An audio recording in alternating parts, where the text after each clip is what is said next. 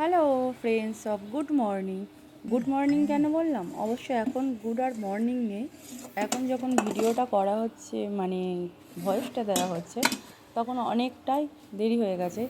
যেহেতু এই ভিডিওটা করেছিলাম একদম ভোর ভোর মেয়ে স্কুলে যাওয়ার আগে, খুব তাড়াহুড়ো করে সব রান্নাবান্না কমপ্লিট করে নিলাম। এই যে মেয়ে স্কুলে এসেছি, স্কুলে এসে সব এখানে প্রচুর খাওয়া দাওয়ার পর্ব চলে। স্কুলে এলে সারাক্ষণ খাওয়া দাওয়ার ইচ্ছে হয় না।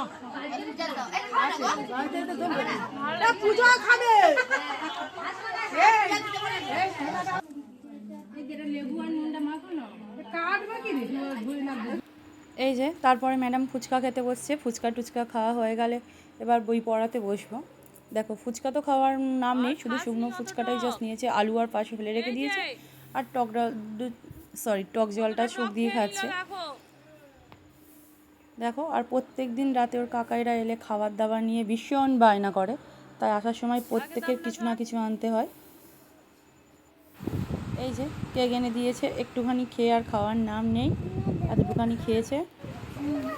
জাস্ট এইটুখানি একটা ছোট্ট ভিডিও ছিল, কেমন লাগলো সবাই কমেন্টে জানিও।